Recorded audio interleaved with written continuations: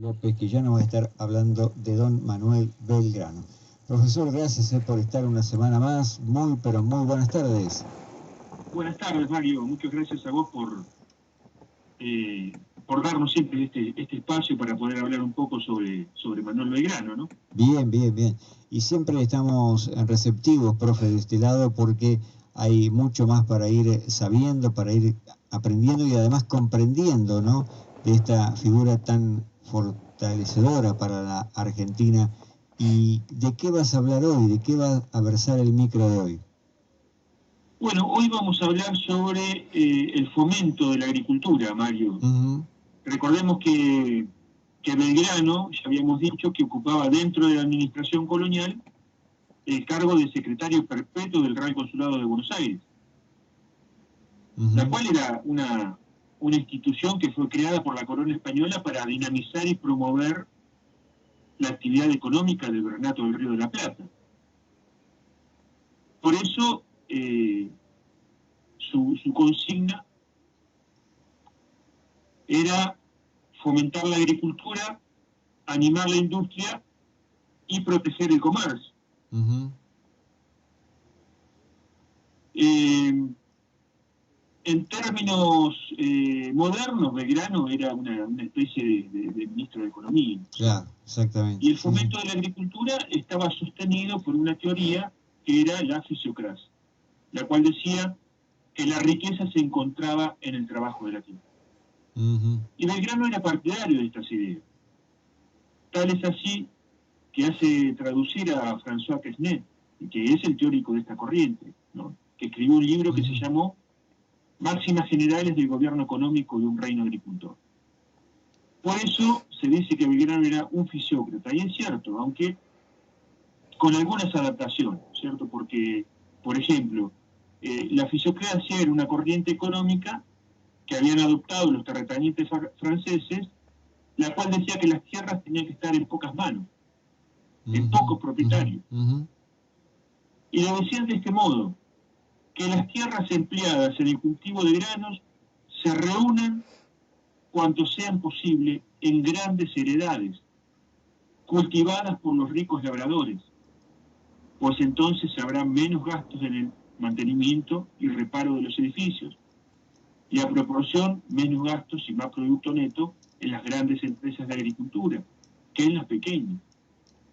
Esta es una de las ideas que sostienen los liberales desde siempre, ¿no es cierto? Esto de que los pequeños productores deben ser sostenidos o subsidiados porque no cuentan con el capital suficiente. Bueno, Belgrano se oponía a esto. Ya vamos a ver por qué, ¿no? Y además Belgrano tiene una fuerte impronta industrialista. Entonces, no solo se trataba de copiar teorías económicas pensadas para otras realidades, sino que había que adaptarlas a las realidades concretas del virreinato. Y eso hizo Belgrano. Por eso cuando se dice que Belgrano era un fisiócrata, que Belgrano era un liberal, nosotros tenemos algunos reparos en ese sentido, porque si bien lo era, no lo era del todo, ¿cierto? Y la cuestión es que la fisiocracia tenía un argumento muy sólido, que era esto de que solo la tierra nos puede brindar riquezas, el trabajo de la tierra.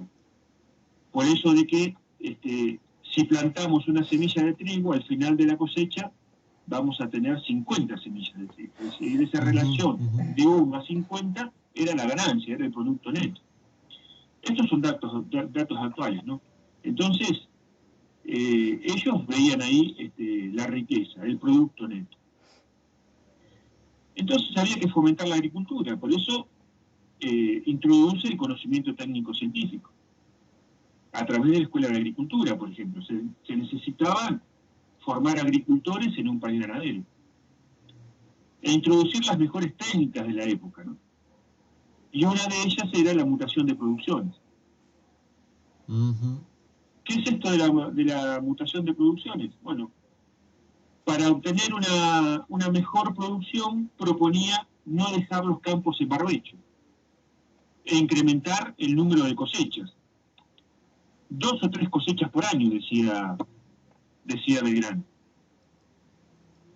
Esto era la mutación de producciones. Con esta técnica el campo no se agota, ¿no? Y se logra triplicar las cosechas, ya que cada semilla toma, por sus características naturales y particulares, solamente determinadas sustancias del suelo. Lo único que se debía observar era no sembrar las mismas semillas en el mismo lugar, en la misma parcela. Entonces, con este sistema se duplicaba o triplicaba la producción. Y acá hay otro dato interesante, porque si la tierra es el factor de producción más importante, entonces hay que cuidarla. Y ahí surge el pensamiento ambiental en Belgrano, ¿no? Por eso se dice que Belgrano es el primer ambientalista. Sale de ahí toda una ecopolítica, ¿no es cierto?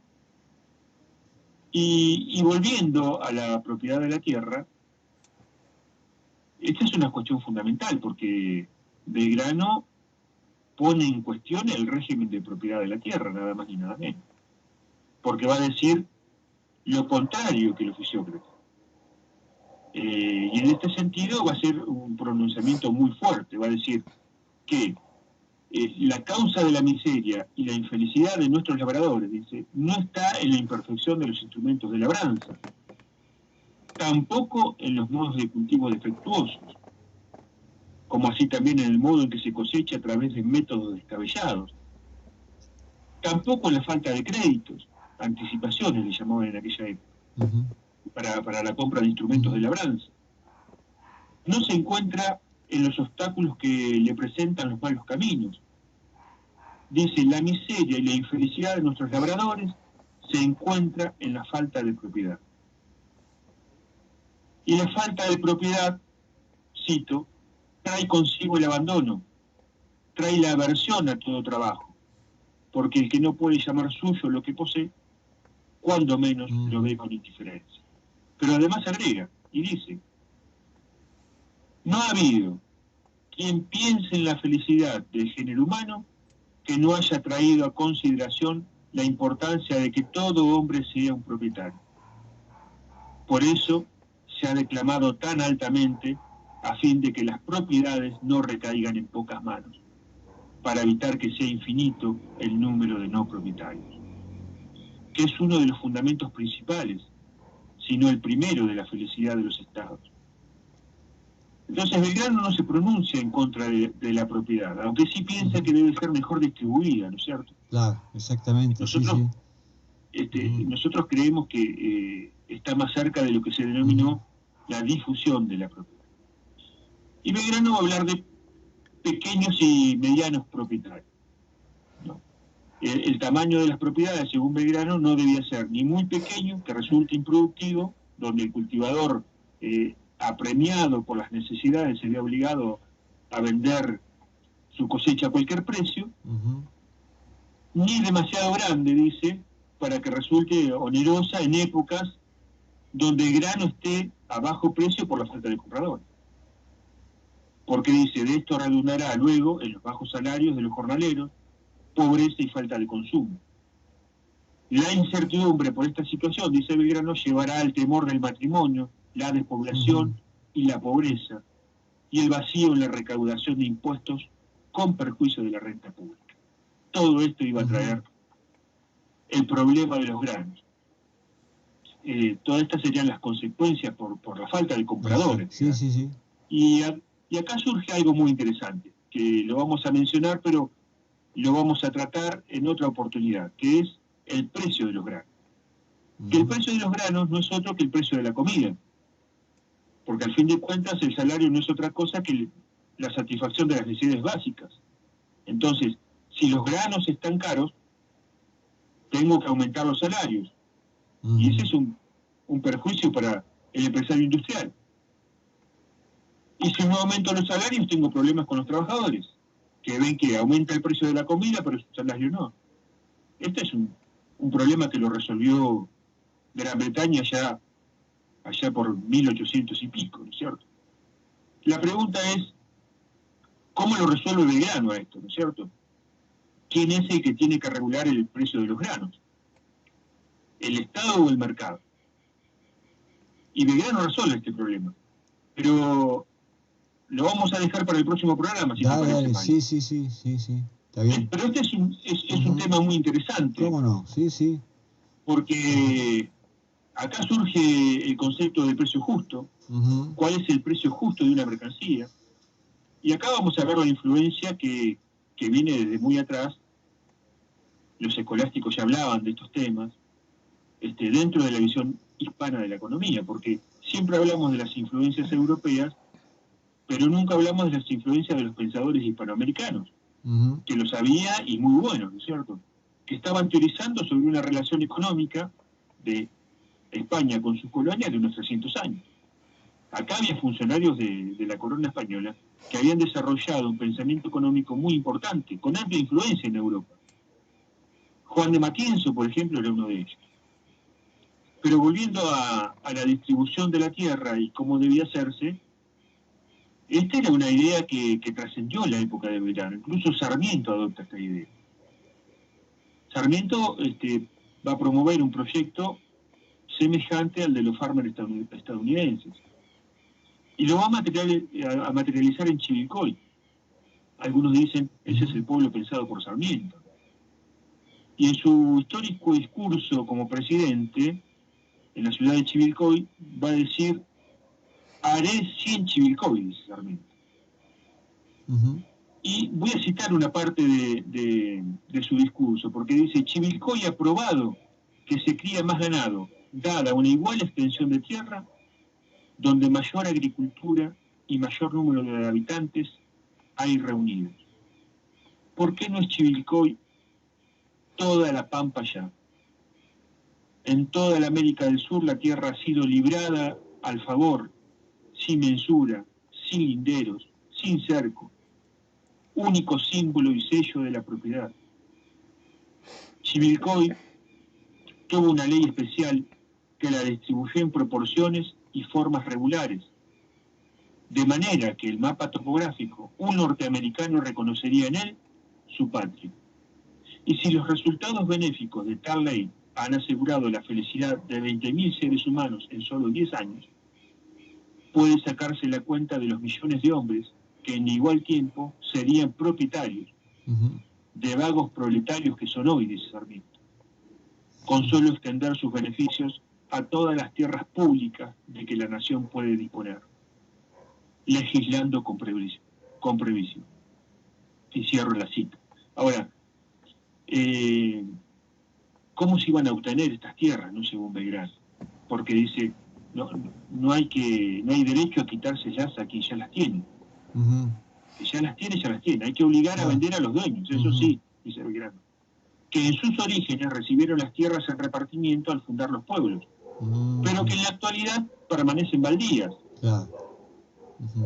Con el triste gusto de que se diga que es suya sin provecho propio ni del Estado, dice Belgrano.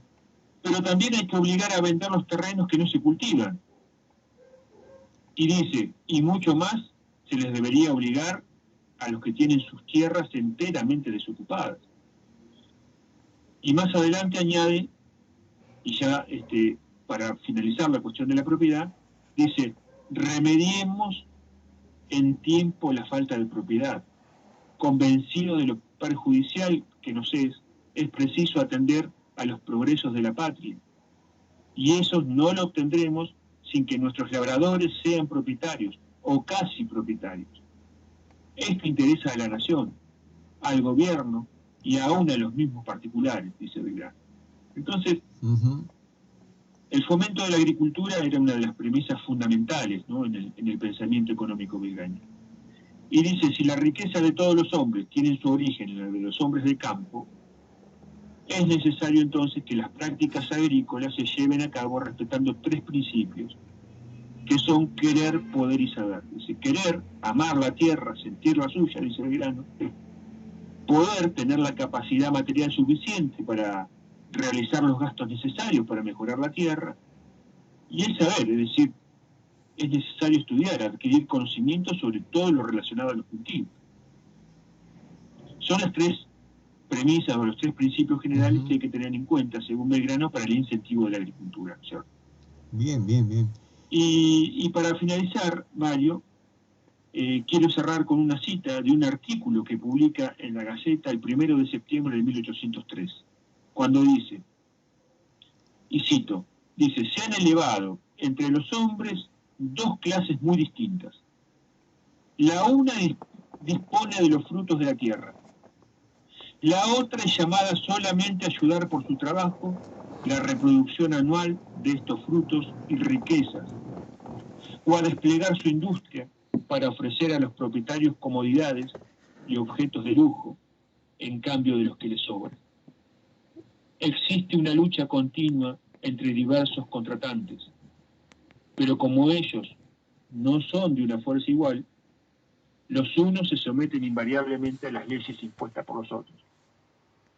Los socorros que la clase de propietarios saca del trabajo de los hombres sin propiedad le parecen tan necesarios como el suelo mismo que poseen, pero favorecida por la concurrencia y por la urgencia de sus necesidades, viene a hacerse el árbitro del precio de sus salarios. Y mientras que esta recompensa es proporcionada a las necesidades diarias de una vida frugal, ninguna insurrección combinada viene a turbar el ejercicio de una semejante autoridad. El imperio de la propiedad es el que reduce a la mayor parte de los hombres a lo más estrechamente necesario. A esto se refería Belgrano cuando hablaba de querer a la tierra. Nadie puede amar lo que no es suyo. Claro. Y este es el sentido que los intelectuales ilustrados otorgaban al concepto de propiedad. Excelente. Bueno, Mario, esto es